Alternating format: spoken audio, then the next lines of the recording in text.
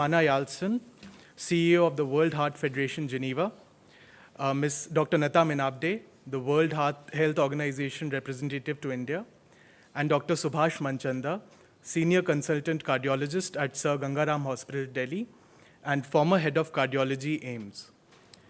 I would invite our panelists to please come on stage.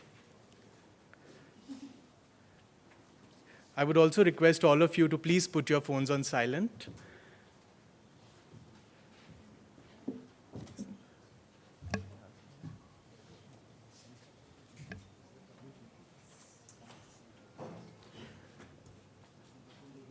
All our sessions are video recorded and put up on our channel on YouTube. During the interaction, it would be nice if you could introduce yourself and please have your questions brief. We also thank the World Heart Federation for their support and partnership in bringing this program together. I request Dr. Manchanda to please take the stage. Thank you.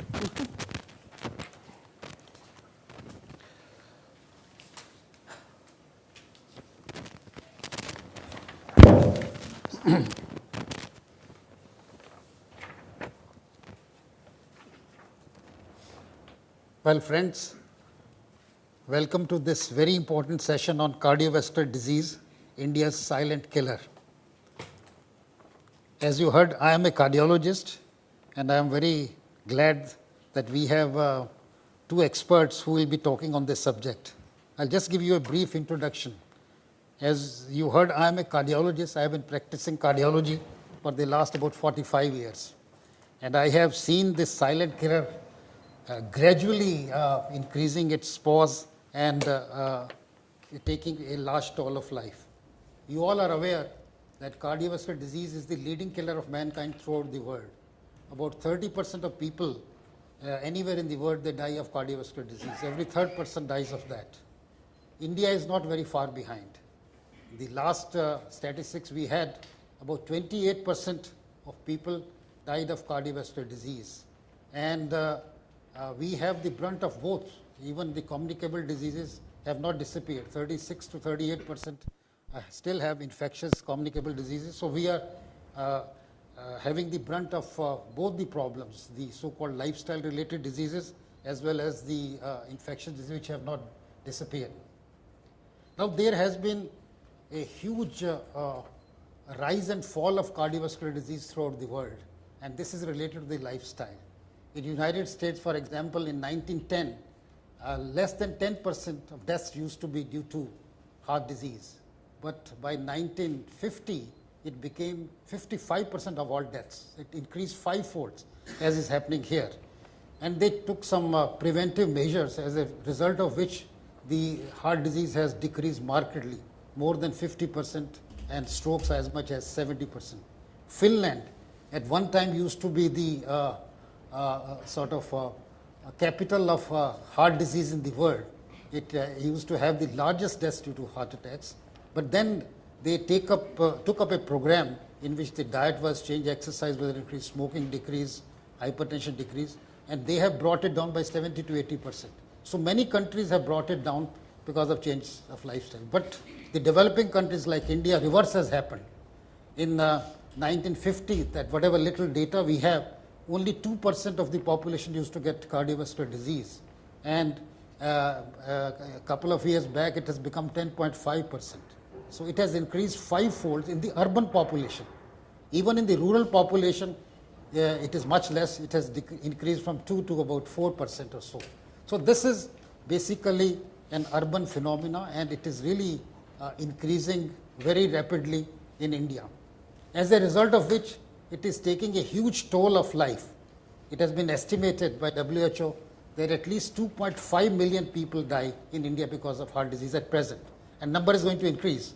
This means, can you imagine what is the, means at least 5 people dying every minute. Or I call it a jumbo crashing every 90 minutes. Won't it make it a big story? Even single jumbo crash. But this heart disease is making people die as if a jumbo is crashing in India. This means if you calculate 5 persons every minute, 2.5 million. And this is a huge thing for our country. And this number is increasing. By 2030, it has been estimated that the number will double. Now, this is causing not only a large amount of deaths, but also causing a lot of disability, what is called as disability accountable life years and all. So, there are three particular things of heart disease in India. One is that it occurs at a relatively younger age, at least 1 to 2 decades earlier. As a cardiologist, I have seen heart attacks occurring at the age of 20 years. We never used to see that earlier, about 40 years earlier, it was 50, 60. In the Western countries, still it is above 60 or above 70 years, most of the people. So we are getting it at a relatively young age. It's a very malignant disease. Most of the people get heart attacks, not really angina, etc. And the death rates are very high. The second thing is disease is very diffuse. If we do angiography or surgeons who are operating, they say disease is there in all arteries. And even if you cure one of them, the other really can give you a problem later on. And the third thing is that we do not have very good management strategies for this. Even if a person has a heart disease, it has been estimated that very few people take medical therapy properly. There was recently a cure trial, urban versus rural. It was found that hardly 4% of people are taking medicine for hypertension, which is such a common disease. In rural population in India, 4%. In the urban population, maybe 10% now. And again in India, we are seeing the same thing which is happening in the West. Initially, this disease occurs in the rich people, then it goes to the middle class, and ultimately it goes to the poor people. It's already happening that poor people, the disease is increasing. People who are not educated, there's a big study done from India, people who are not educated, they are getting this disease. And therefore, education is very, very important. Why is this heart disease increasing so rapidly? I think all the risk factors that we know of have increased in India. For example, the cholesterol has increased, and this is because consumption of fats has increased, especially trans fats. You know, hydrogenated oils are being used almost in all the fast foods that you know of, whether we have McDonald's or anything, and even Indian fast foods are no less. So Indians are consuming much more, as a result of which the cholesterol levels have gone more than 200. In the United States, it happened the other way. From 240, it has come to about 200 or so. Secondly, smoking has increased. This is surprising. Smoking has decreased in most parts of the world, but in India it has increased, especially chewing of tobacco, smokeless, according to the sales of this tobacco. And that is a very strong risk factor, not only for heart disease, but also for cancer and all that thing. And the throat cancer is maximum in India. It's unfortunate because we chew tobacco and all. The third thing is exercise has decreased. As people come from the rural to the urban population, the exercise is completely gone. As a doctor, they ask me, doctor, where's the time to exercise? And secondly, look at this traffic. These are excuses. And I think a little exercise can help quite a lot to these people. And finally, the area in which I am interested, I think this mental stress has increased. There's hardly anybody who doesn't have mental stress. Anybody here who has no mental stress here? Yes, you have no mental stress. Extremely good. You must have stress, but your coping ability must be better. You see, what happens is, if your coping ability is much better, then the same stress doesn't cause. If you are a businessman, you lose some amount of money, it really does not affect you. So it is a coping ability, and that's where yoga and meditation comes. So what I'm trying to say is that this is really a silent killer. It's killing such a large number of people, 5 people every minute, and this number is increasing. Young people are losing their lives. We are losing a huge amount of money.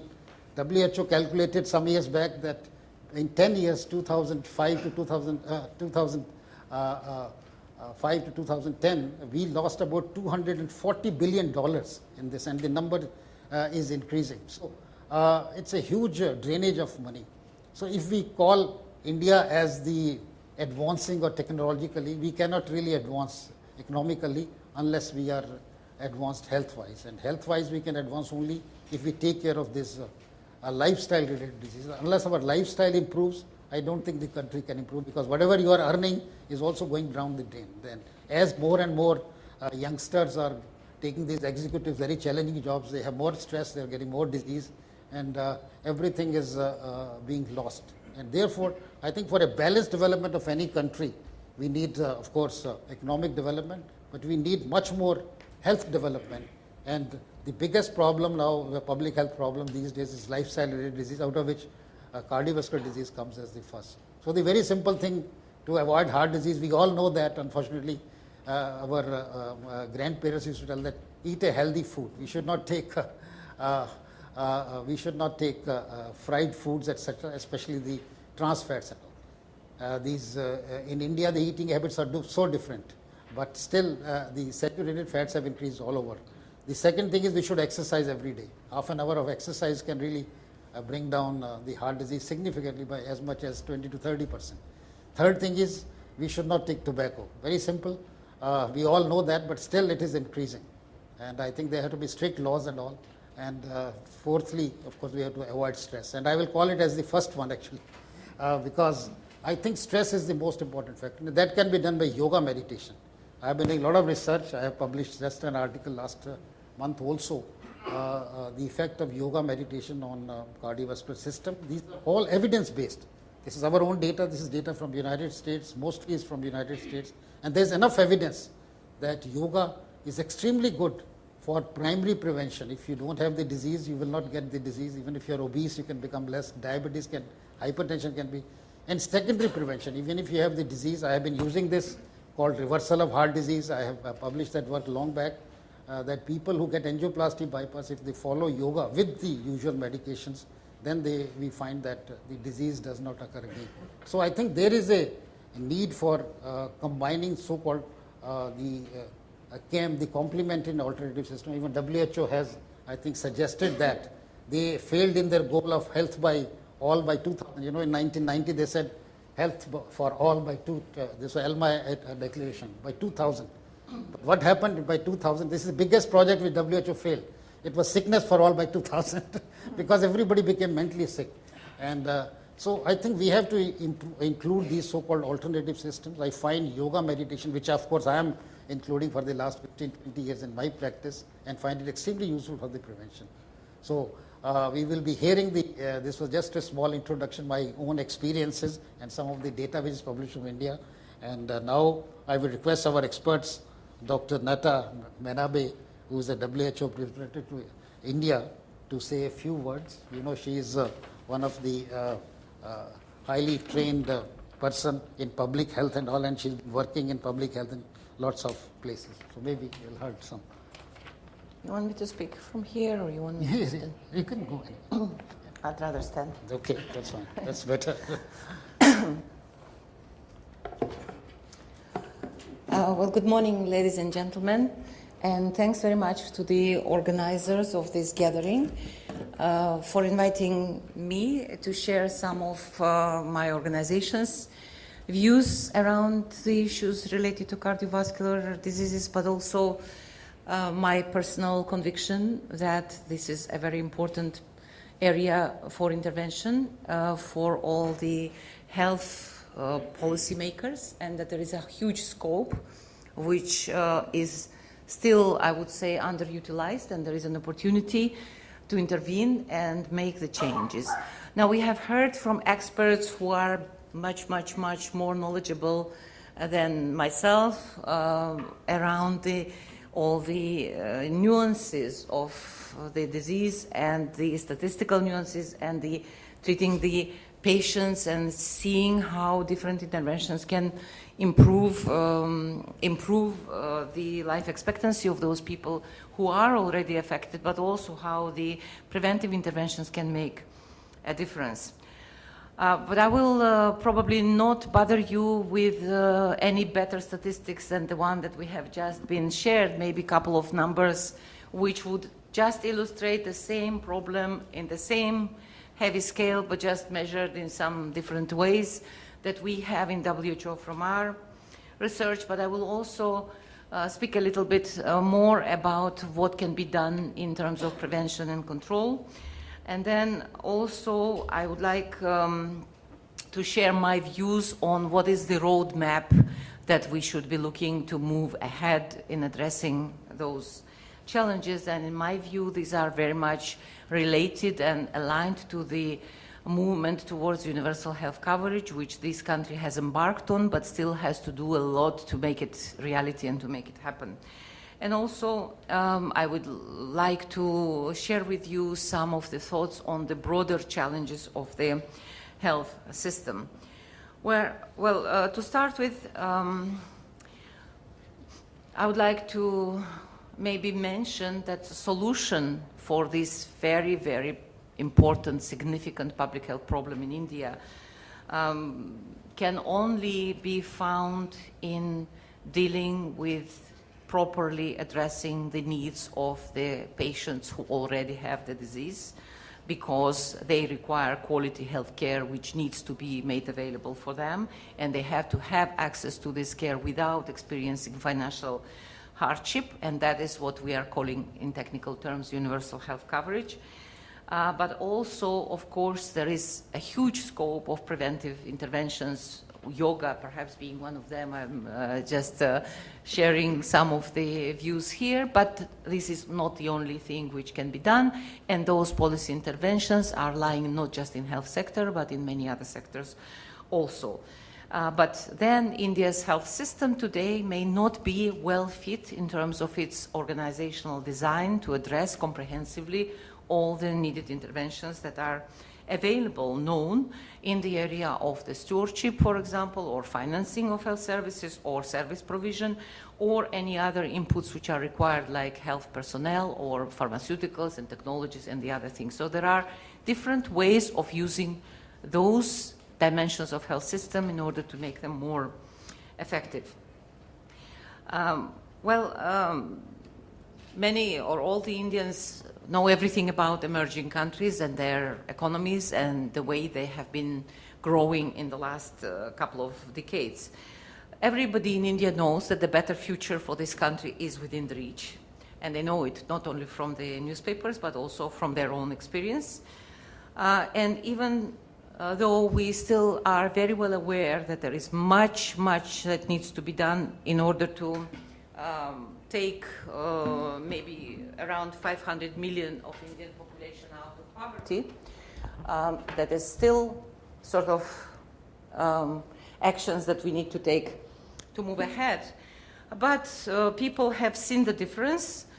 They perhaps have not noticed that with this emergence and development, Indians changed the diseases that they acquire and changed completely the epidemiological profile which they are facing. So it's different things now from which Indian people get sick. And in technical terms, we are talking this transition of disease burden, which India and many other countries have faced in the past couple of decades. We just heard the in the previous opening remarks that it is actually affecting not only rich population but also the poor population, and not just rural but mostly urban these days. And that is true because 8 out of 10 adults in urban area die today out of non-communicable diseases, I'm sorry. Excuse me. But also, and this is not only cardiovascular diseases, but a broad range of non-communicable diseases. And you excuse me because I'll be bringing some of the numbers about non-communicable diseases also, because many of the risk factors actually are shared between cardiovascular and other non-communicable diseases. And those are metabolic diseases such as diabetes, for example, or chronic respiratory diseases or cancer. So those are a kind of group of diseases which share those risk factors. And 6 out of 10 in rural area are also dying today from those diseases. So it is growing in both urban and rural, but predominantly, indeed, it is in urban area. The coronary heart disease is, of course, a leading cause of death. Now, that is very, very scaring for India and its future. Half of the deaths today of non-communicable diseases are attributed to the coronary heart disease, and 9.4% of total disability adjusted life years lost are attributed also to the cardiovascular diseases, stroke being the second leading cause of death in India after coronary heart disease, and that accounts to around 5.8 million deaths every year in this country. Ladies and gentlemen, I know that you are operating in the billions in terms of number of population, but talking about millions of people dying from stroke, which actually can be prevented in many occasions, is really a very, very substantive challenge for this country and would be for any country for that matter. As much as people are getting used to more houses, more multi-store buildings, and in growing cities in India, NCD has followed that development of urbanization and has become dominant health element, especially cardiovascular diseases indeed. So urbanization brings growth of this disease. This is a phenomenon not only seen in India, also seen in China, in many other countries. And surely with this urban life, we just heard about stress level, which is indeed, I can fully subscribe that stress level and mental pressure that each of us is experiencing is indeed contributing to growth of incidence of cardiovascular diseases. That is, of course, accompanied by decreased physical activity. Again, we know what needs to be done, except that we don't find time and we don't get disciplined enough to make it our daily routine so that this is happening. But we are also now developing different other tastes, so we are liking this saturated fat and foods, and we are, as we heard, smoking or chewing more tobacco, and adopting many other unhealthy habits. In the latest screening, where 87 lakh people have been screened by the government programs, they have discovered that 6.5% are suspected to be diabetic and 7.7% were suspected to suffer from hypertension.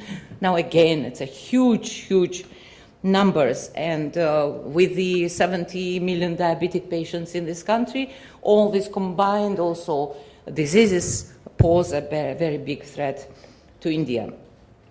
I think we need to mention here that non-communicable diseases are not the only challenge that India is facing. We still have to remember that we are challenged by air, water, food, and vector-borne diseases, which are still prevalent in many areas and many parts of the society. So we are facing double burden of disease, which requires different way of intervention, perhaps, rather than dealing with cardiovascular or non-communicable diseases separately in a vertical manner. And I think this is a very important point I would like to make. Finally, in terms of mentioning some of the numbers, we know today that 40% of strokes are occurring in people who are less than 70 years old. Now we are talking here, coming to the economic dimension, economic impact of cardiovascular diseases and NCDs at large. And we also know that it has, cardiovascular disease incidence has increased substantially in the age group between 25 to 69. It has now become 24.8%, which again is a very important indicator for India, because these are people in a productive age and they are becoming ineffective, non-participatory part of the society. Effectively, they are becoming burden for the society rather than a productive workforce. Now, of course, this may not be the prime consideration. We were talking about lives of the people, but the fact that prevention and control of cardiovascular diseases, along with the broader range of non-communicable diseases, is a priority.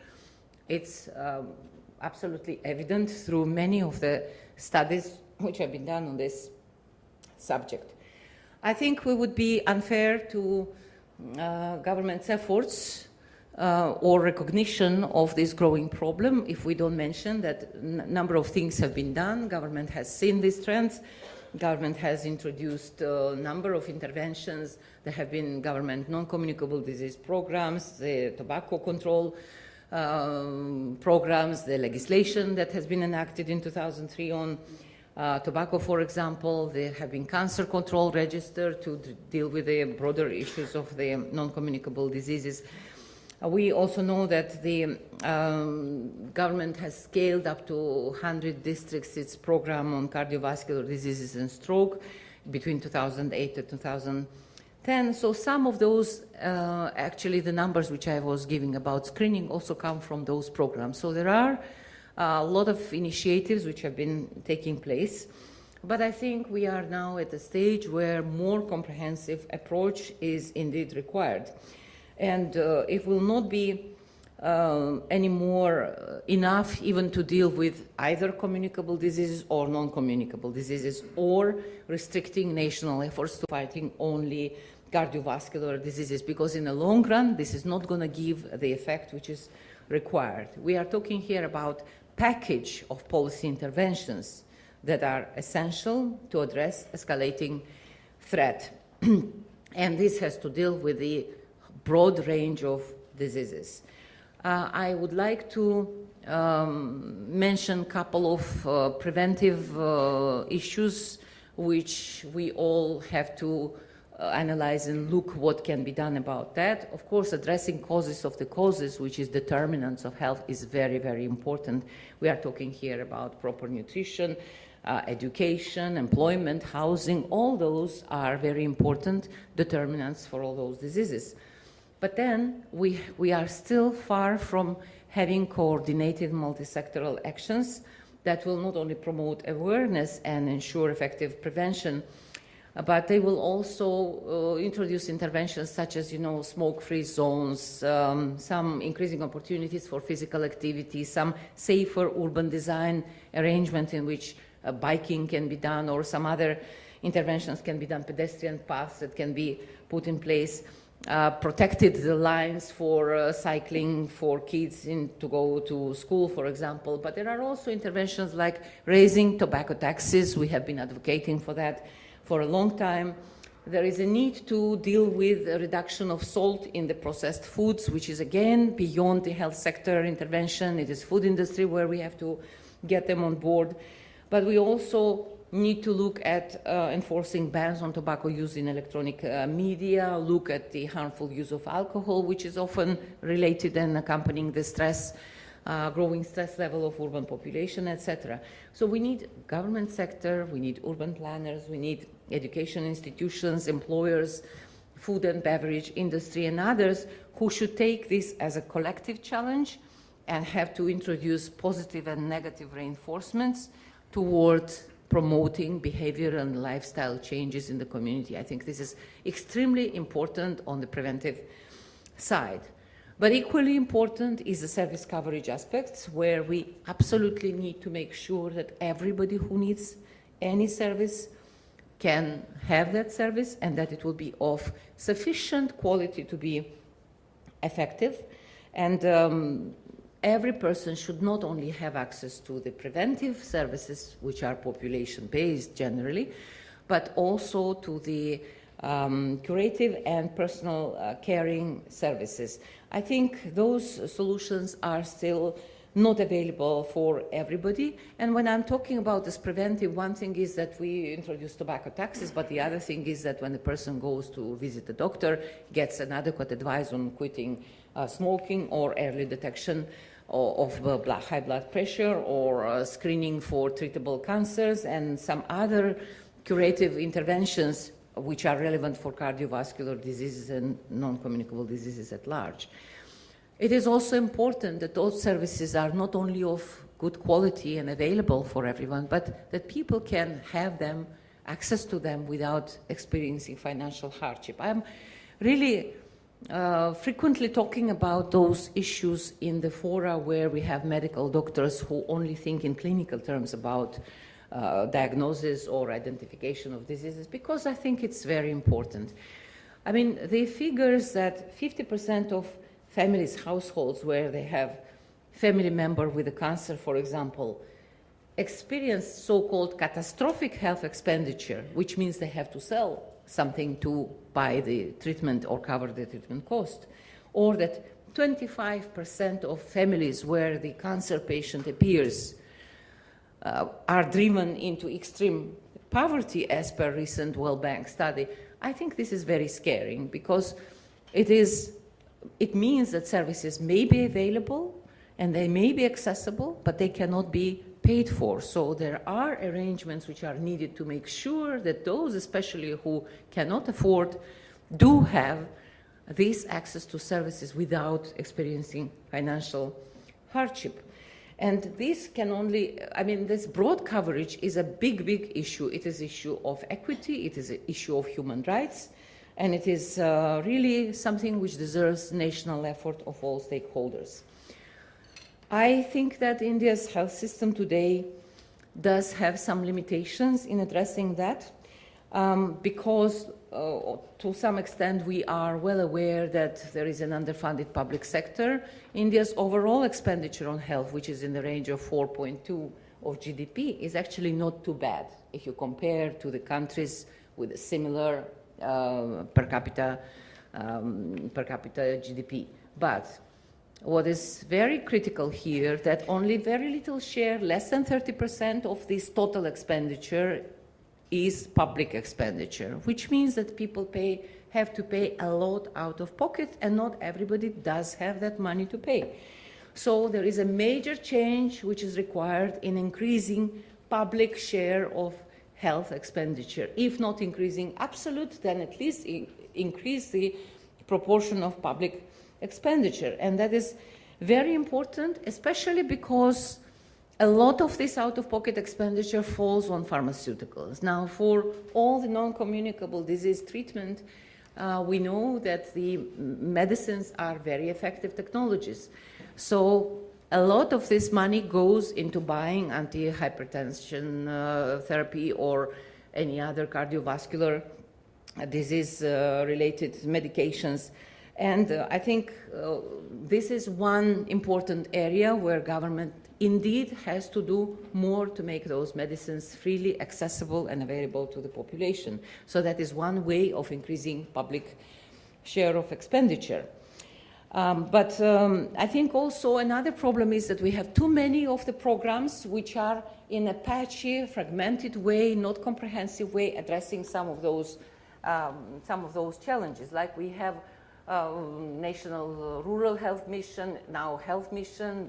Within that, we have Urban Health Mission, which is gearing up. But we also have various government-funded subsidized insurance schemes, such as RSBY, Employee Health Scheme. And what is happening is that all these schemes are targeting some particular parts of the population, but they are not coordinated. In some cases, there is a duplication, and there are many cases where people are not covered by any of those schemes, or when the same person is covered by several schemes. So there is, if we are talking seriously about universality of the coverage, then the one big thing to be done is to look at all those schemes, map them, look at the population that they are covering, see what services are covered by these schemes, and pull them into one bigger operation. So that is really an important issue. Another important issue is that government has a lot of vertical NCD-related programs. Each of them has its own plan, its own objectives, its own finances, its own mechanism of delivering on those programs. And for the reasons of path dependence, very often those programs are not the priority health programs in terms of range of challenges and non-communicable diseases. So we need to redesign and revisit those approaches of vertical disease-specific programs, which are currently predominant in the sector. We in WHO do not believe in single topic program, except for the eradication efforts. And even there, if you don't go into strengthening of the system, the vertical, even polio eradication program, which is one of the flagship success of this country and of this government, it will not be sustainable unless the broader immunization issues are addressed, unless the system approach is predominant, which is currently actually what government is doing, and we are also helping that. But we also have to be sure that cardiac bypass surgery is affordable for those who need it, and that it is easily accessible, and that many other interventions which are currently available, I mean, even yoga would not be accessible probably for everyone, and people don't even know that they have to undertake these efforts and prevent that from happening. So I think there are very broad and comprehensive thinking, not disease by disease and program by program, but as a whole system of how do we approach the individual who may, in addition to cardiovascular disease, in fact, have a diabetes and have tuberculosis and have many other things for which he cannot or she cannot go to each and every program or primary center and private hospital and dispensary and all those institutions which provide these fragmented pieces of care. I want to highlight the issue of quality as a very important policy area for intervention to the government. We, of course, sometimes patients who are not so exposed to health professional area, they think that you can go to hospital, you can choose the intervention, and you'll get the intervention. Now, the medical fraternity is very well aware that it's not like tandoori chicken in the restaurant. You may come to the hospital and pay for service, but get less quality service than you expect, and then you may not be diagnosed properly, you may not be getting proper treatment, there may be no standard scheme to follow. So there are a lot of issues which are non-standard in the largely private sector dominated and uncontrolled health service provision in India. And I think this is something which we all have to recognize and support the government in the efforts, or push actually government to make more moves towards making regulations more effective. We need to regulate the private sector service provision. We also need to build more robust health system which will look at a whole range of laboratory test quality, the diagnosis test quality, competence of the health personnel and nurses, create more innovative approaches to tackle this in an affordable manner, and so on. We know that the 12th five-year plan of the government has been talking a lot about the universal health coverage, and many of those things can be addressed within that. And WHO is going to be indeed supporting these efforts of the government. WHO has changed its way of working with the government of India over the last 2 years since the new strategy has been agreed. We have agreed that we will not do vertical disease support programs, but we will look at comprehensive work. We will concentrate on fewer priorities. We will look at the service provision for comorbidities. That is not just looking at one disease, but looking at a patient who brings a whole range of diseases and needs to be serviced appropriately.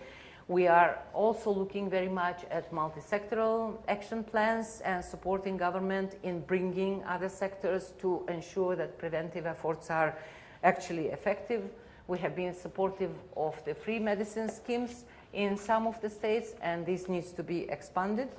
We believe that the coverage by individual program should drastically increase to ensure that those in need have access to those services.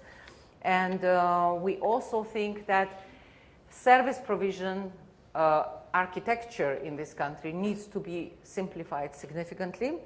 So all these schemes have to be pulled together, redesigned and relooked, and make for the patient more easy to access the needed services and to get more satisfaction and better treatment outcome from those services. So I know it's a good time for India now. Everybody is very full of hope for a better future and better opportunities.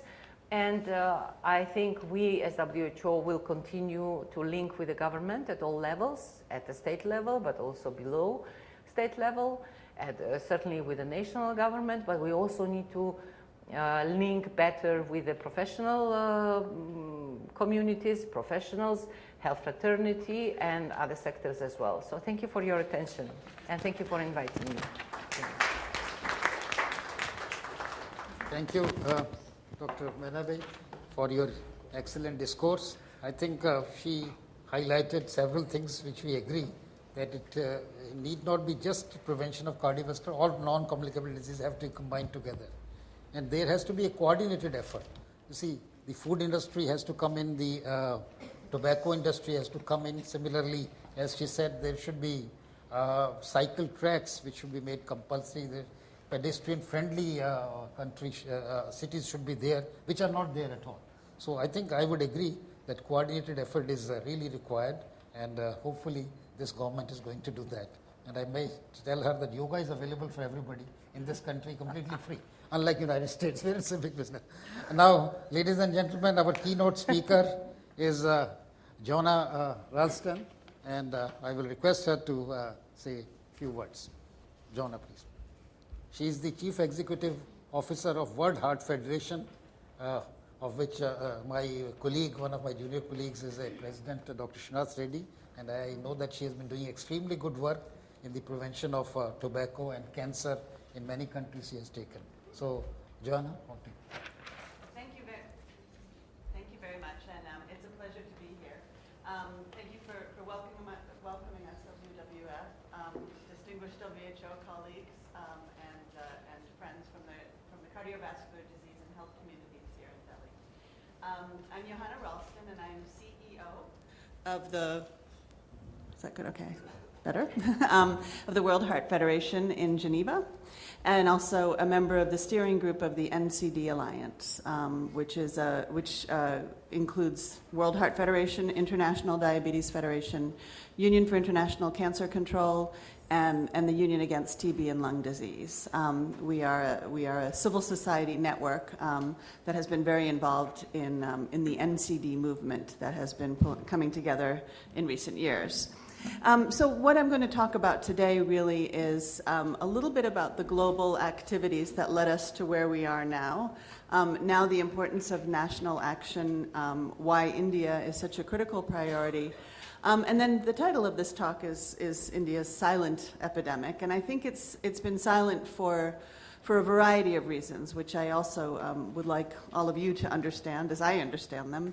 One of them really is political, and the other is the nature of cardiovascular disease itself, which often doesn't, for which there's not nearly enough in the way of screening to identify risk. So it's silent both sort of from a clinical and from a political perspective.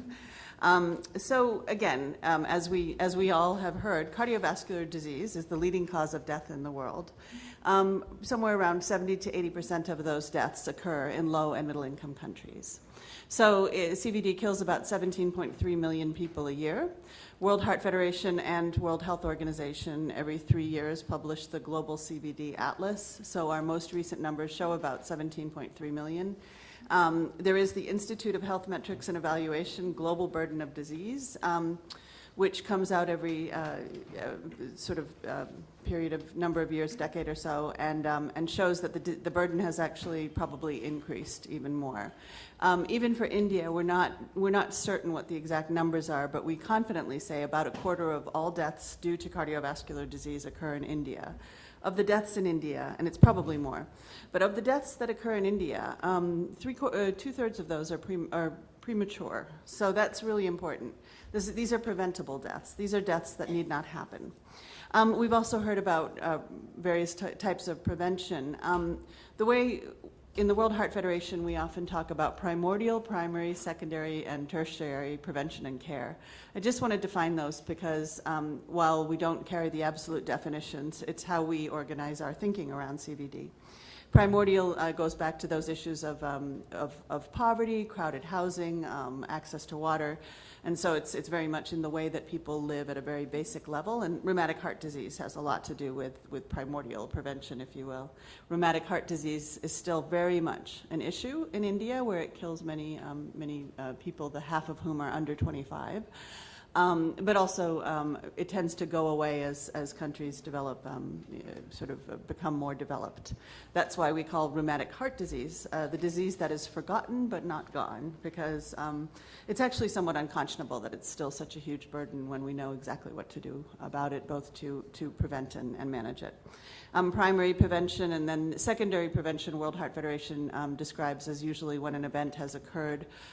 There's a huge opportunity globally and here in India around access to proven and effective therapies, and there is a WHO target around 80% access to essential medicines and technologies, and a secondary prevention target. And then tertiary prevention and care is treatment in the excellent facilities that do exist here in India. But again, our goal and our hope is to really bring as much to the sort of the primary prevention piece, which again concerns physical activity, tobacco control, healthy nutrition, and limiting access to harmful air. It's hard to envision trying to exercise and be healthy on a day like today out in Delhi when it's I don't know if it will be another 46-degree day, but it certainly will be hot and already is. So and those issues are real and have to be addressed. So, should we go to the other one? Everything okay? Okay. I took off the mic because I thought this would be easier, but sometimes technology is challenging. Again, so we've actually known for quite a while that cardiovascular disease is the leading cause of death in the world, and we know some of the drivers for it, but not necessarily why. We know the causes, but not the reasons, and I'll try to explain the difference between those two. The causes relate to again, the changes brought about by our increasingly urban world, our increasingly globalized world, and our increasingly, in some ways, aging world, where more people are surviving the younger years and going on to develop chronic or non-communicable diseases. But again, it's the changing nature of food. One could say that we've been conducting a massive experiment on the human population over the past less than a century in terms of processed food and the way that we eat and the kind of diets we have. We just don't even know what the implications are, but we do know that, for example, I think we've all seen the obesity burden increase very much in recent years, and we're still trying to understand why, but it does relate to the change in diet. Physical inactivity, which is a huge issue. We've moved to sedentary lifestyles and professions. The challenge sometimes is that when non-communicable diseases like cardiovascular disease are described as lifestyle diseases, it makes it sound like it's something that we have a choice over. And in fact, you know, the way the work and the economies have changed, where people need to work in much more sedentary positions, and where they have far more limited access to the types of foods available to them, are not really a matter of lifestyles for individuals. It's a matter of a world that's really changed dramatically in recent decades and is continuing to change. So the ways that we think about it, we need to sometimes remove words like lifestyle, which make it sound like, you know, oh, it's that person's fault. So again, back to the causes. It's of course the expansion of tobacco. While we've had the Framework Convention on Tobacco Control for more than a decade now, and it's an extraordinary instrument to address tobacco at all the levels that we know work, largely policy related to cessation, related to changing demand.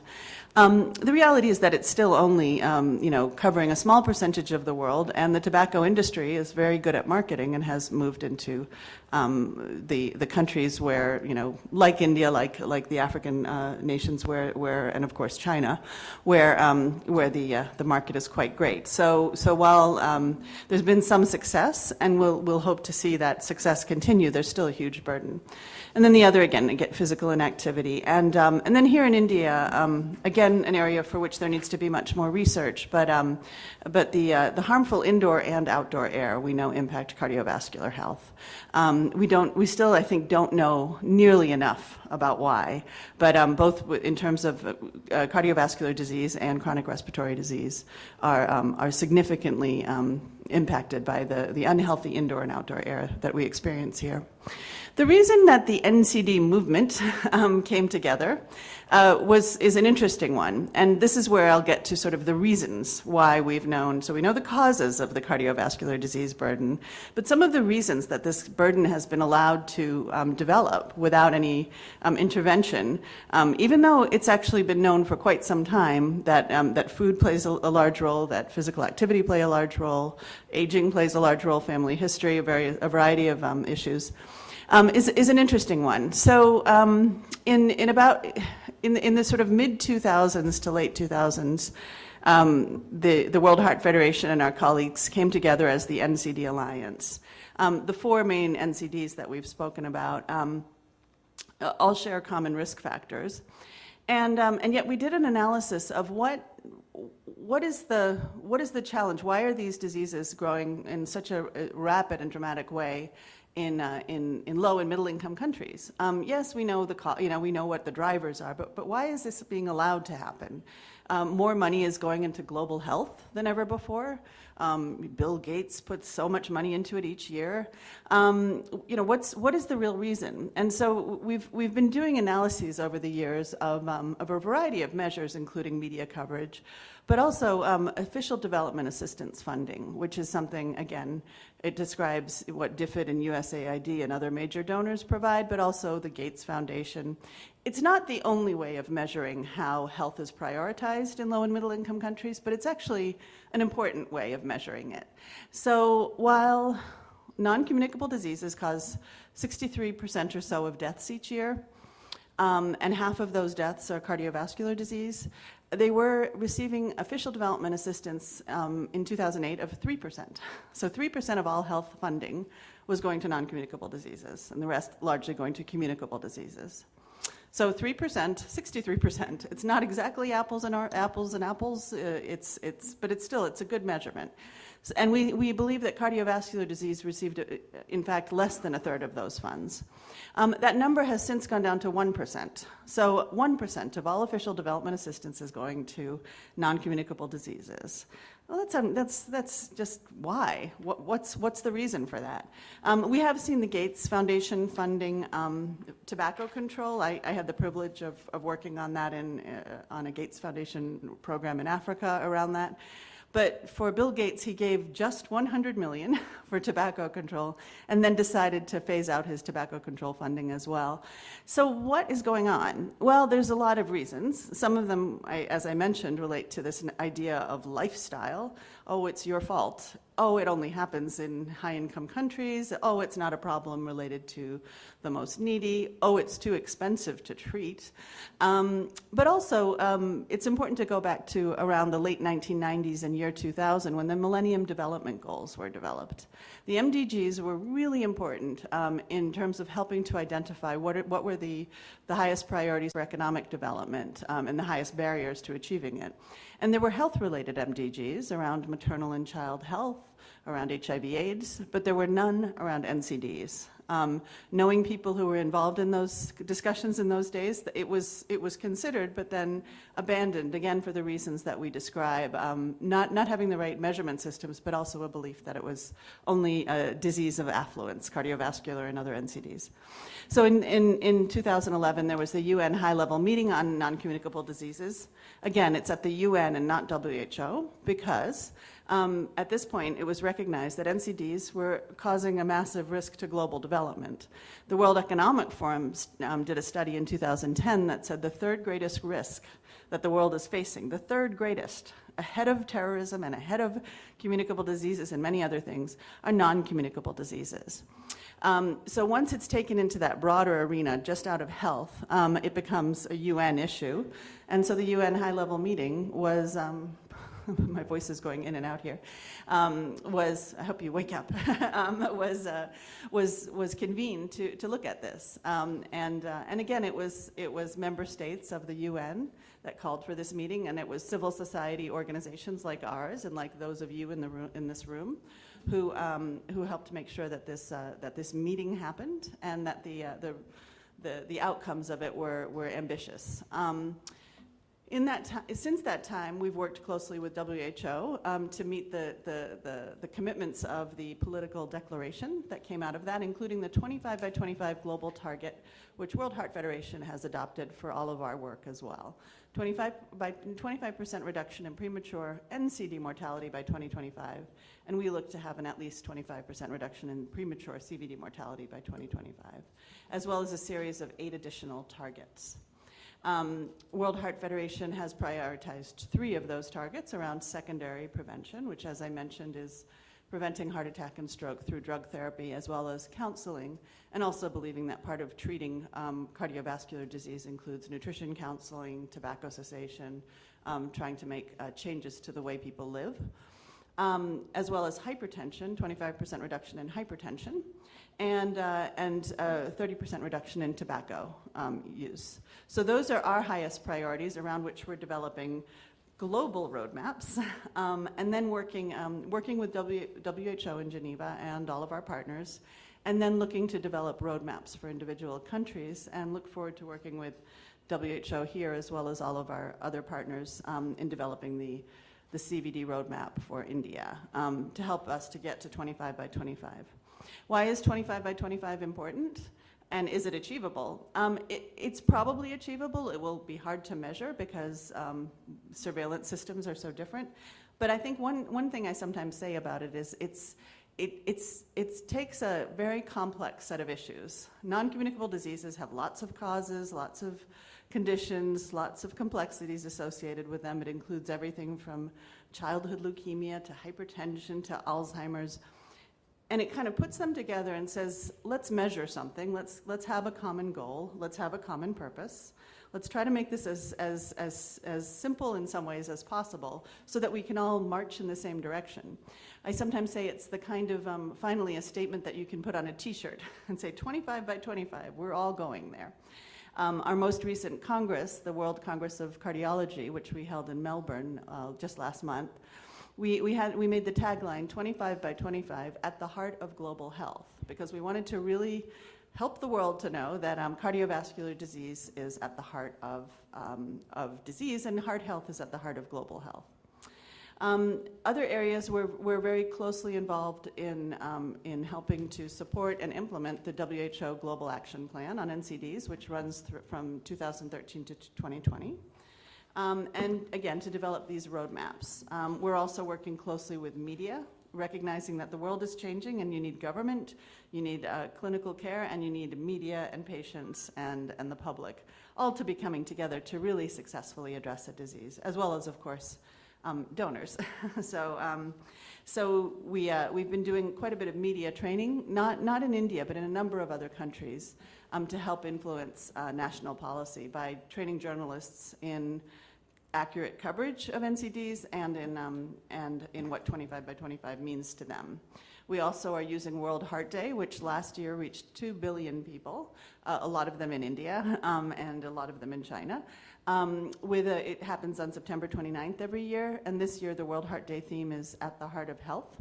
Last year we again were focused around the UN goals and also did walking campaigns to get people to walk. Interestingly, and I think it's important, part of addressing CVD, a large part of it is going outside of the health system as well. And so even things like using apps that track your walking and your food can be really simple and effective tools and available to quite a few people. Walking is available to more people than most other things are, and so we believe walking and food have such simple and powerful impacts on heart health. So again, to CVD in India, we understand, we've heard data about the burden and some of the drivers for that. It is a silent killer. Partly the reason it's a silent killer is, again, lack of political prioritization, which has led to lack of appropriate funding and programs in primary care.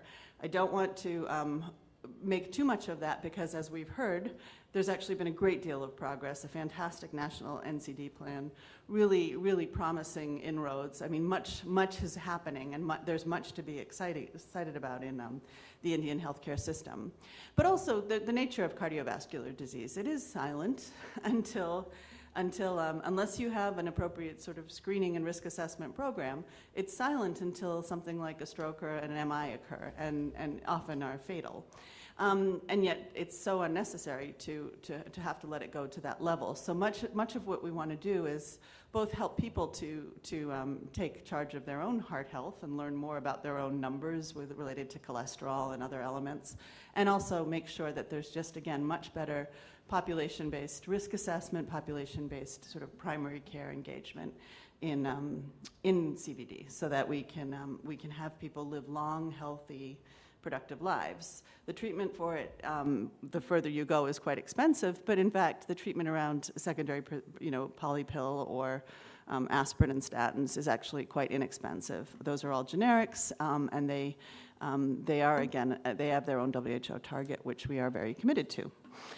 So India is a priority because the burden is great, the opportunity to intervene is great, the work going on here. WHO is strong, government is committed. We have a changing government, which is an exciting time to again try to reframe the issues and the priorities.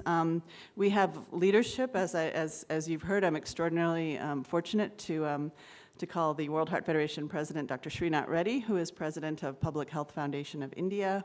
And our next president is also Dr. Salim Yusuf, who is born in India and based in Canada at McMaster. So strong connections here. And a great entrepreneurial and innovative spirit, because I think it is time for disruptive change in how we think about cardiovascular disease, addressing it and promoting heart health. The problem cannot be solved through very, very expensive, tertiary care solutions. That's wonderful to have high quality assured tertiary care as available to people, but what we really, really need to do is drive it down to secondary and primary. And that is possible, and it's possible to do it in India. There's an appetite for innovation, so it is, again, a place where we believe that we can have a measurable and profound impact. We have strong partners in addition to PHFI, Apollo, Billion Hearts Beating, Cardiac Society of India, AIMS, and others. So we see huge potential here. And then just a final few words about, again, the way the mindset needs to change to match the way the burden has changed. 20 years ago, the global burden of disease came out, and the leading causes of years of life lost, which really are an important measurement. It's not exactly mortality, because it also places more emphasis on people who die young, but they were diarrheal diseases, lower respiratory infection, preterm birth, complications of tuberculosis, et cetera. And so ischemic heart disease was number 8 in 1990. It's now number 4. And stroke has moved away 5 by 25. The only way to do it is to address it address cardiovascular disease, which is the single biggest contributor to premature NCD mortality, and the one about which we know the most what to do. There's not any need to, we know what works. We just need to get that into the health systems, into the communities, and into the mindsets. We need the private sector involved. We need education involved. We need health in all policies, one of my favorite phrases, because it's so important that we have agriculture, urban planning, trade, all of these non-health authorities and interests and sectors involved in health, and recognizing, in fact, that health is not a cost, but an investment, one that pays off in very immediate and positive ways, both economically and socially. Particularly in a place like India, where when the main breadwinner of a family is taken ill, the whole family is affected. So in closing, we saw how much of a negative impact there was when CVD was left off the Millennium Development Goals. We have another opportunity over the next year to make sure that CVD and other NCDs are included in a very meaningful and robust way in the new Millennium Development Goals, which are called the Sustainable Development Goals.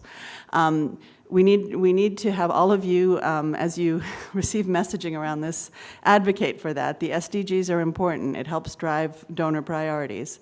But also, the answer is not just money. A lot of it is about how do we work together more efficiently? How do we have common goals? And we do have those common goals. We have 25 by 25. We have the work that the Indian National Plan is doing and that WHO is doing with it. So again, the more we come together, the more we can have impact on this terrible and yet thoroughly, largely preventable disease. Thank you very much. Thank you, Jonna, for your outstanding statements regarding this heart disease and the applicability here. We will have a small panel discussion, and then we will open this for questions and answers and all that thing. I think many of the things have been stated, but we like to have a small panel discussion. Before that, I think I just want to know the awareness about you people. How many of you are aware of your cholesterol here? Those can raise hands. Good. That's good. 50%. Blood pressure? Yes, most of it. And Are you aware of your waist size? There's something called central obesity, which is those who have more than 80 centimeters in females, I mean, we're talking of the Indian data, and 90 in males, they can raise hands. 36 inches, 36 inches in males and 32 inches in females. And most of us will be. Because you see, this metabolic syndrome is very, very common. And if you know your waist size, you know the susceptibility to heart disease and all. I think knowing this, how many people smoke? Only one. Good, very good. And I did ask how many of you are without stress. Only one person raised hand. So that's it. Okay. I think we will ask Dr. Nata Medabe, what is the message you would like to give it to these people? You have made very good statements that this is the way that the heart disease should be tackled. It has to be a coordinated effort of so many agencies around. But individually, what would you like to say? And then for the government, we will ask you, what are the messages you want to give? I think individually, each of us have to ask very tough questions to ourselves about our way of living, our way of coping with certain things, our way of disciplining ourselves about things that we know. And I think these are, when you ask some question, maybe people who have under control their blood pressure will raise the hand and say, they will show that they know their blood pressure because they have it under control. Now those who don't have raised either don't know or they know they have blood pressure but they don't control it. So this factor of denial that we all have of the things that we don't like or we can't cope with, I think it is, one has to start by facing it, understanding it, accepting it as a personal challenge, putting some personal goals and finding pleasurable ways of achieving those objectives. And I think there is a lot of individual responsibility that we all carry, and we have to exercise that with a real consciousness attached to it. And I think this is the individual message to the participants of this gathering. But you all are also functioning in some of the type of community. Either it's your organization or it's projects that you are implementing with some communities involved or whatever the place you work. I think there is huge scope in trying to infect the others with some of those individual objectives. And I think that is, unless we make it fun, if it becomes a duty and obligation and medical prescription and whatever, it's going to be difficult, especially because behavioral part is such a huge element of the cardiovascular and non-communicable diseases at large. So let us start by moving out of the denial phase and finding some easy, pleasurable ways for us to deal with some of those challenges. Thank you. I think that's the most important message. We should really not, denial phase should be completely over. All of us are prone. Being an Indian is a risk factor, I can tell you that. Indian immigrants who are settled in United States, United Kingdom, South Africa, they have 3 to 6 times more heart disease as compared to any other immigrant. In Singapore, you see in England, United States. It's a fact, being an Indian is a risk factor. Why do we get it? We don't know as yet. We may be having metabolic syndrome and all that thing. And some of these risk factors affect Indians much more than in the Western country. Indian smoking, for example, there is some data to show that he develops the disease much earlier. An Indian under stress, because we were a relaxed society, a spiritual society, stress was not there. Indian having stress can have this disease much more. So Indian taking wrong food will have this disease. So we should be out of this denial phase. And those of you who don't know your blood pressure, even if it's normal, see to it that it will remain normal. Those of you who have high cholesterol, see to it that it comes back to normal. And those who have normal said it will never rise. Would you like to say something?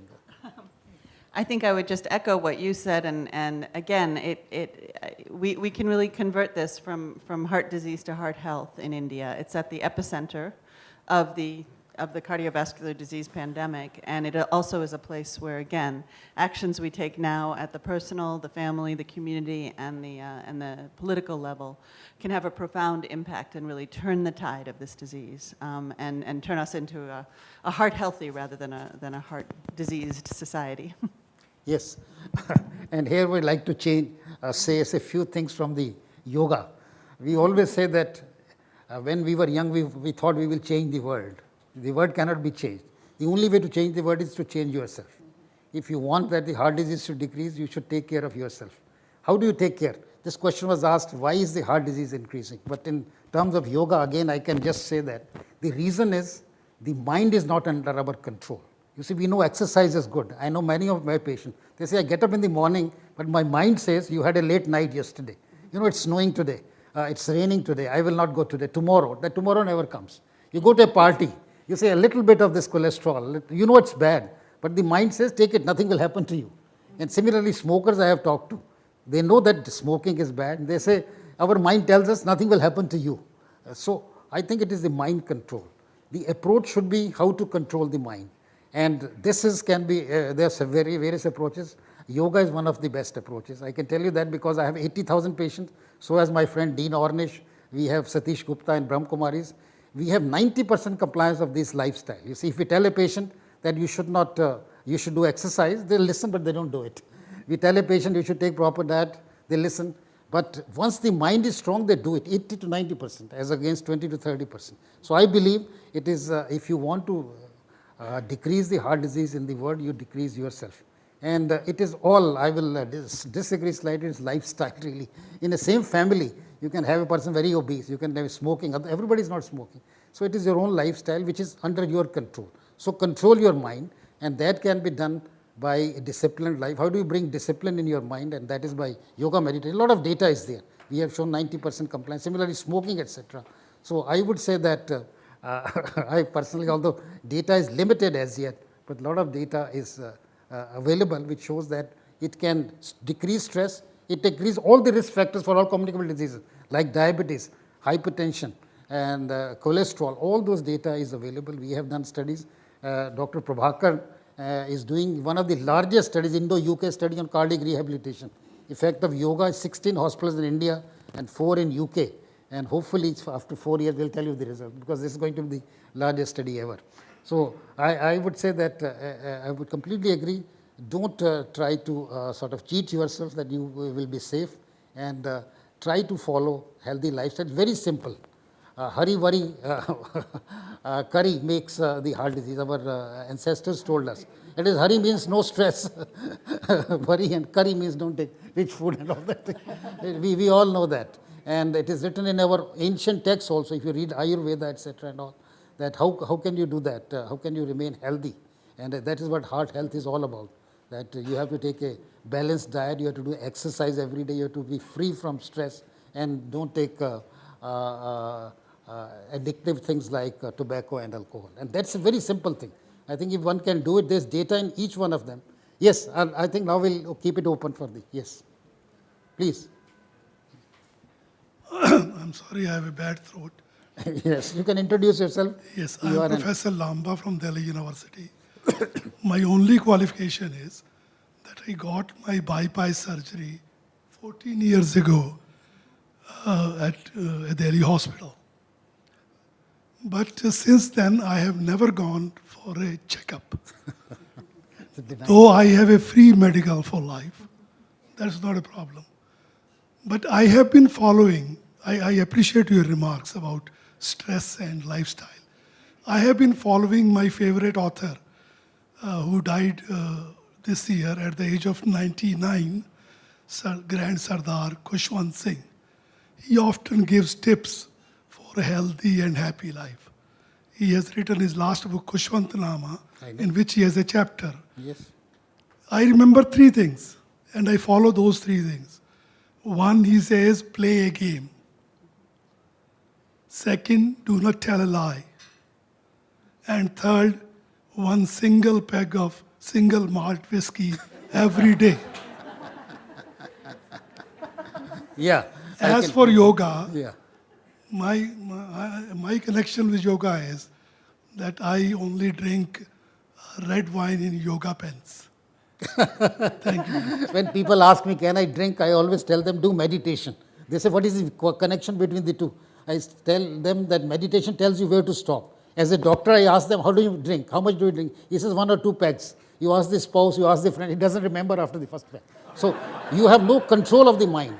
You can surely take I think Khushwant Singh had a complete control on his mind. He knew where to stop. You tell me how many people will start drinking and then they will stop at one drink or two drinks? Hardly any. If you are meditating, you know where to stop. Then it's good.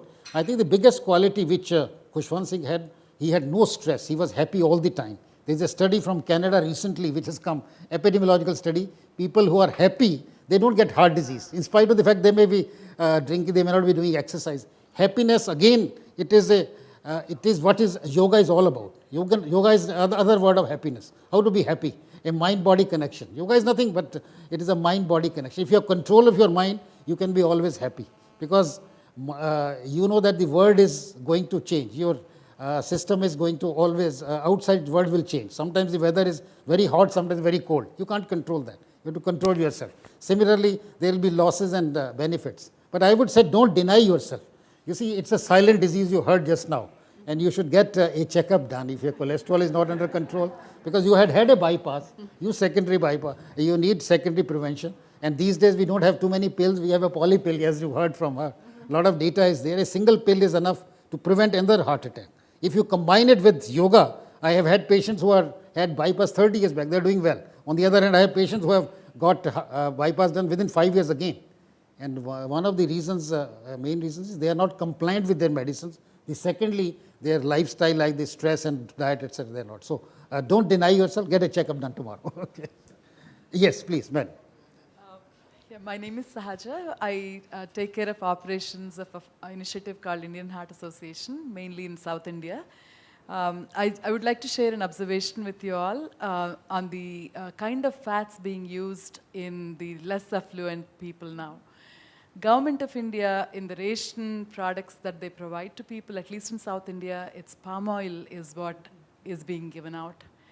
And in Andhra Pradesh, at least, we know that government gives subsidies for anybody who want to grow palm oil farms. So mango gardens are being cut down and palm oil farms are coming up. And from my understanding, saturated fats in palm oil are about 25%. And then, you know, as we are doing all these initiatives, anytime we see a restaurant, a mess, roadside mess, whatever, the first place we go to is to their kitchen.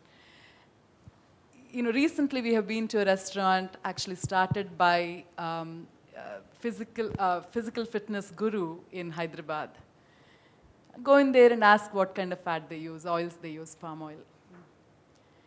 So, you know, that is one of the factors, at least, why less affluent people are probably getting more heart disease. No. And so your I'll comments come on to that because oils is my favorite. Before you can intervene. No, I want you to. There's a huge survey done from All India Institute. Dietitians have done it. You will see the trans fats have increased. They are the biggest culprit. There is actually a doubt of saturated fats. A recent meta-analysis has shown saturated fats may not be that bad. And there are two types of saturated fats which are not bad. For example, in coconut oil, there is a reduction of atherosclerosis. Palm oil also, in spite of very high, there is a reduction of atherosclerosis because they have very high tocotrienols. So palm oil is rich in saturated fats. Coconut oil is rich in saturated fats, but they do not cause heart disease. This has been shown very clearly. Actually, I have a lot of data of coconut oil from where you come, South India, that it can even decrease it. So it depends upon which chain of saturated fats are there.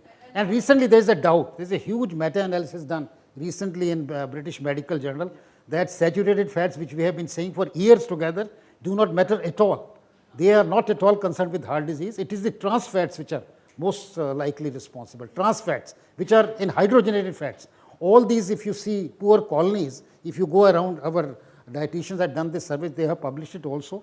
The poor people are taking trans fats because they are cheap. You know, this vanaspati, any hydrogen, they are cheap and they are tasty also. And the reason is that it is not the palm oil, because palm oil, there is data to show that palm oil does not increase. It's a zero cholesterol. Cholesterol does not change with that. How does palm oil being used multiple times per frying? Like restaurants. That's true.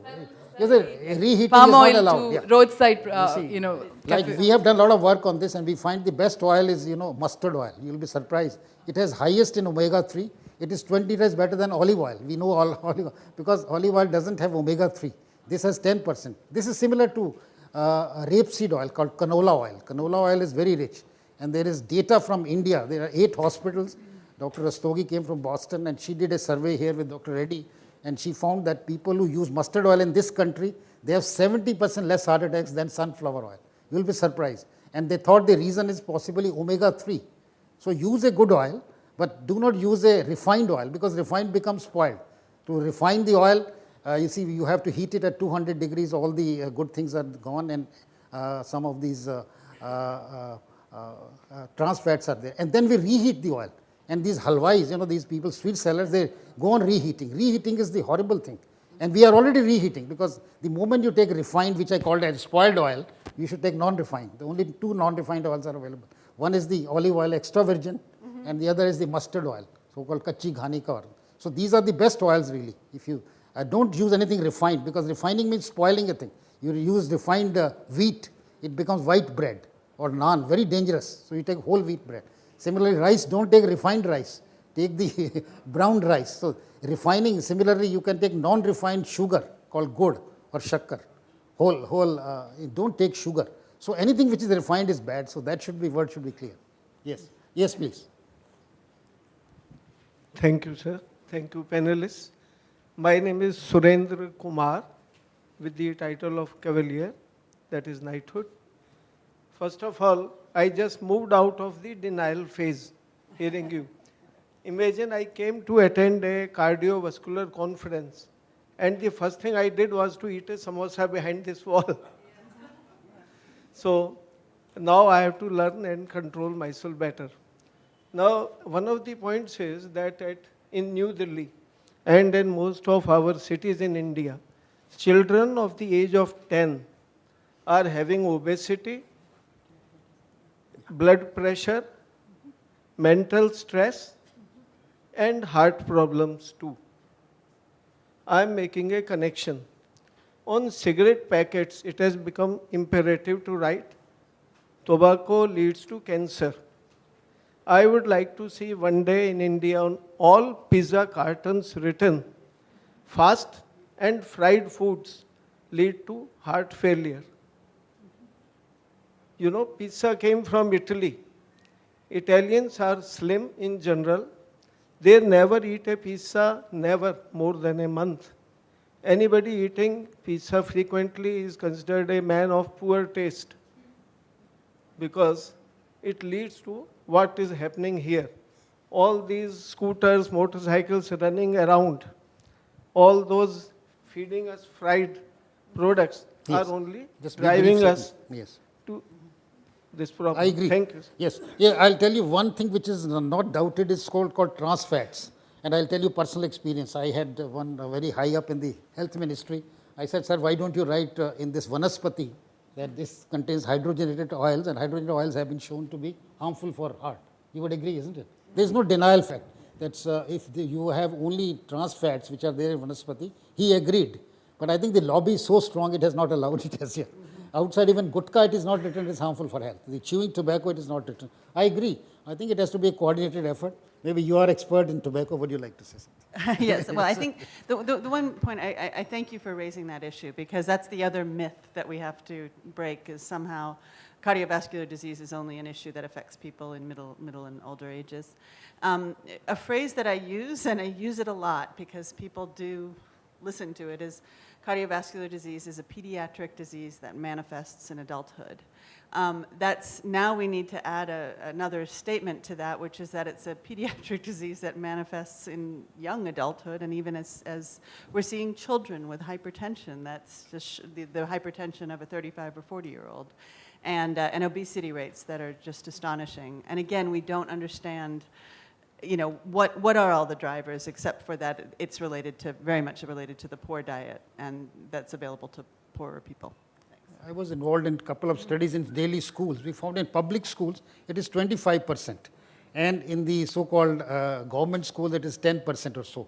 And just a little education we gave them, and within a year we found that the cholesterol, etc., hypertension, etc., come down. So I think a little education to the children is important. There are some dietitians here who are making healthy food for the children, which looks like junk food, which looks like, and I think that concept should be there.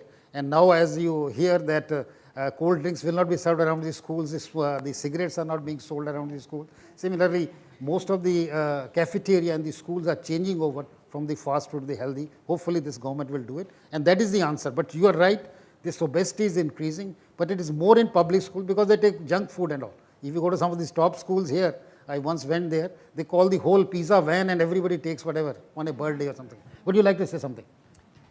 Yes, I think it's a very interesting discussion, and I think we are all looking at the same problem from very different dimensions. What is scary that how many of those dimensions are and how many you can control, really, because it's really a complex thing.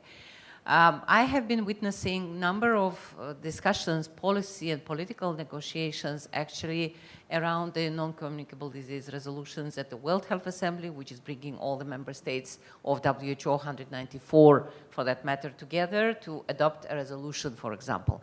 We have had discussions about alcohol use.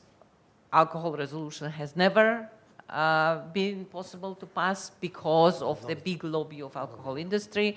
Well, let's not underestimate that there are forces who are looking for high commercial interests here, and they will always be smarter than us, especially when you have to change your own behavior. You know, they will help you not to change it. They will do everything possible so that you go smoothly in not changing your behavior. So there is it's a very political issue, it's an economic issue.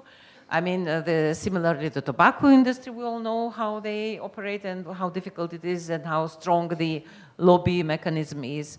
We have had resolution on advertising of food products to children.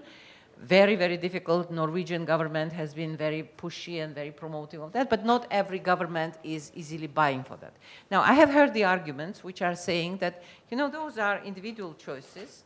Let people, you know, inform people, but don't make labels too explicit. A whole big discussion in UK on, you know, making some labels red and green and yellow, which are easy. You don't need to read all the content. As long as you see it's red, you would think twice before taking. But they would go into, no, make it very small script that even with glasses you cannot read what the content is. And even if you read, you can't really understand what it means in terms of implication for your health.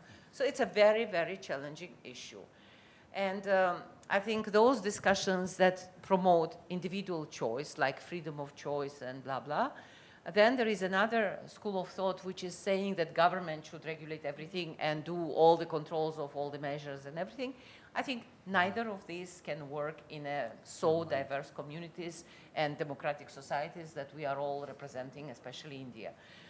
It is individual choice, but there are measures that the organized communities through the governmental efforts or other efforts or academia efforts or school efforts or education efforts can contribute to make healthy choices, easy choices.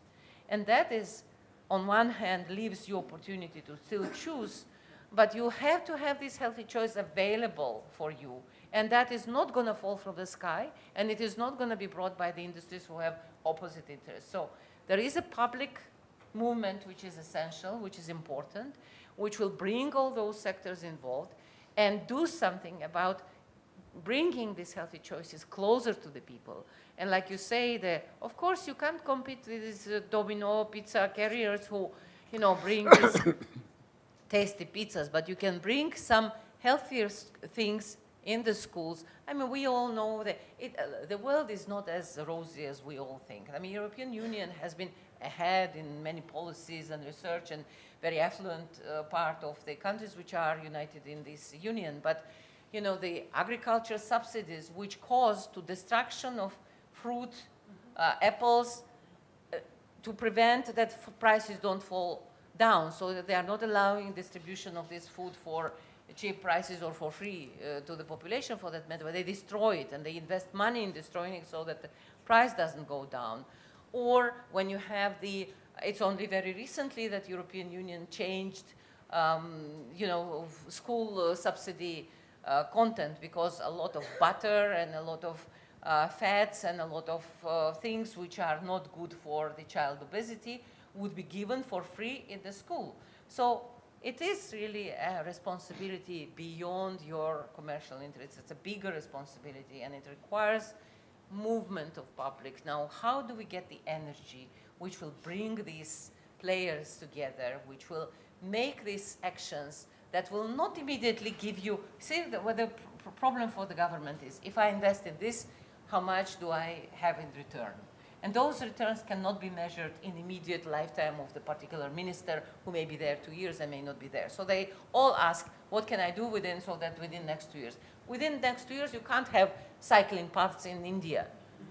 But it doesn't mean you should not do it. So we need to also understand political challenges. We need to help them by proposing options which are a good mix of short-term things which will give them political credibility, which are longer-term investment, which are necessary and require several governmental circles to continue and to do that, and to be realistic. Again, stop denial. Let's face it. We know we have commercial players who have those interests. We have to be outspoken. We have to have good evidence to put against that. We have to win the public debate by argument, and we have to pressurize the politicians to make those unpopular moves.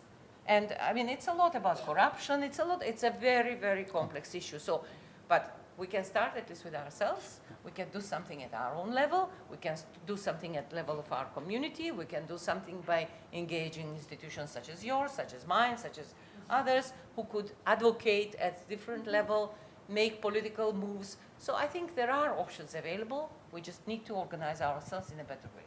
Yeah. Thank you. I'll just talk about a lobby.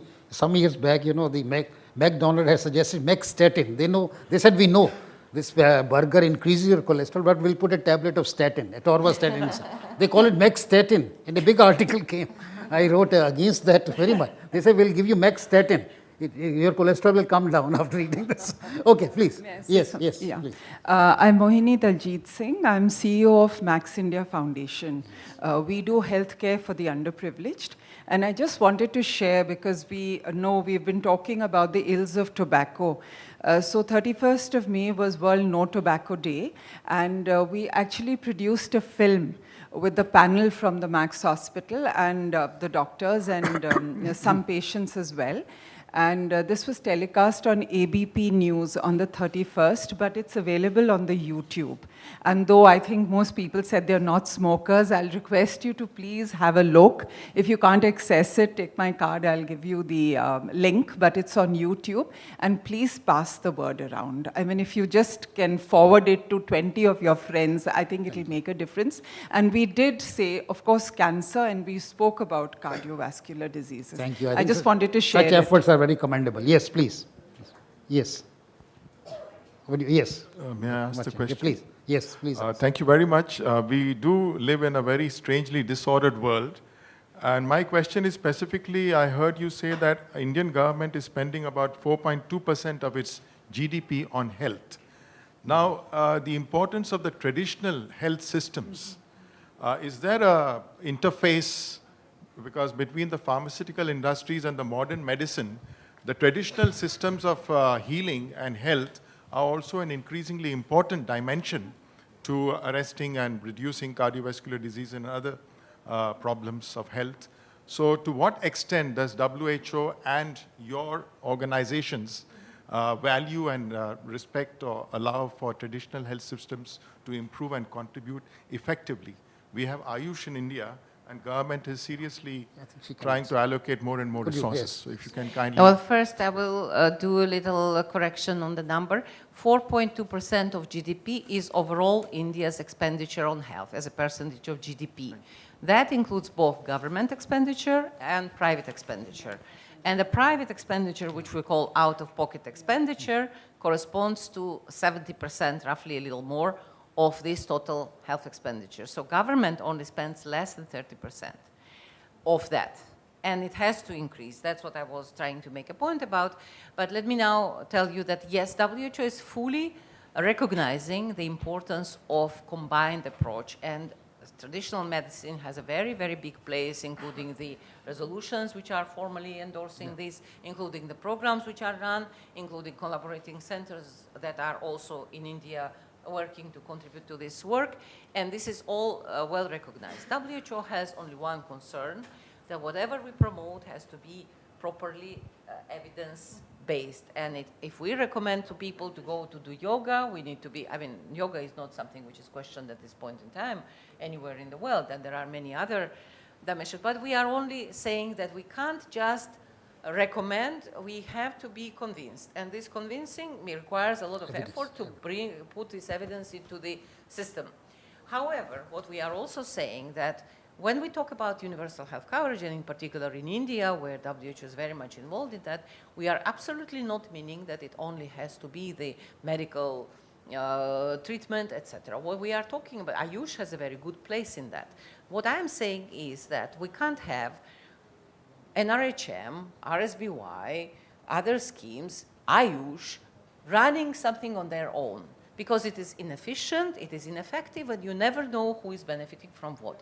What we are saying is that all the people have to be covered by this scheme, which has mapped all these providers, all these schemes, all these mechanisms together, and say that, okay, on primary health care level, my commitment as a government to ensure that all people are covered equally is by yoga, but also by statins, but also by antihypertensive medicine, by anti-diabetic medicine, by the promotive actions, which are, for example, making sure that water is safe to drink and other things. So it is combined measures in which you should see, and then you should say, okay, what is my commitment to paying for all this and ensuring these services are available for all. I think the critical thing is, and there I have my disagreement with the government, that very often we say, okay, we cannot afford to pay for rich, let us do something for the poor. That will never work because health, access to essential health services is a human rights issue, and it is equally applicable to the rich and to the poor. So if you make water available, it should be reachable for poor and for rich, and not that rich would buy private filter and install in their house, and you only make water available for the poor. So we are running short of time. I just like to say here, integrated systems are working many places in the world, and they're very successful. Combining our ancient wisdom with the modern medicine is being done in England. Unfortunately, in India, it's very little. Holistic centers are there in my hospital. Several other hospitals have it. This is working. Even American Heart Association recently, last month, only said that transcendental meditation has been used, has been shown by evidence to decrease blood pressure, so it should be included in the non-pharmacology. They have just said it last month, American Heart Association, which was really allergic to this meditation, etc. They have said. So as he said, I will agree, we have to produce evidence, and evidence is coming. Yes, the last question, maybe the last, please. Yes. Okay, just three observations. Be brief because I work for a social organization which covers about 6,000 villages. The name is Drishti. We do a small bit in health. Of these 6,000 villages, I have visited less than 10%. In most of the villages, I have not found a doctor. Virtually none of the villages. There's no doctor to even give a death certificate. So the data that we talk, particularly rural data, I have my serious doubts. So that's the first observation. I think the second observation is, for whatever little health we do, the refrain in most cases is, first give me food, then we'll talk of health. I need livelihood. And I think the third issue is that for a lot of us, we just depend on the government or some donors. But unless we make our programs sustainable, it will not be replicable. Just observations. I don't know if you... Thank you very much, I think, for your observations, because we are running short of time. I'm afraid we'll have to close it here itself. You can ask the questions later on also. I would like to thank both our speakers who have really enlightened us with the problems of cardiovascular disease. It's a very complicated matter, but the personal choice is yours. If you want, you can keep your heart healthy. And it is your personal choice. In spite of all these complicated things, there are good and bad things available in the market. You can choose a good thing, whether it's food, whether it is exerciser or pair of, I have a slide in which I show that jogging shoes are much better than all the treasure of this world. Because if you cannot walk, what's the use of having all this money, etc. So I think I like to thank each one of them and each one of you for this active participation. I'm sorry we have to prematurely say. Thank you very much. Thank you. Sorry, we have to cut short. As they said. Thank you very much. Well, thank you. It was really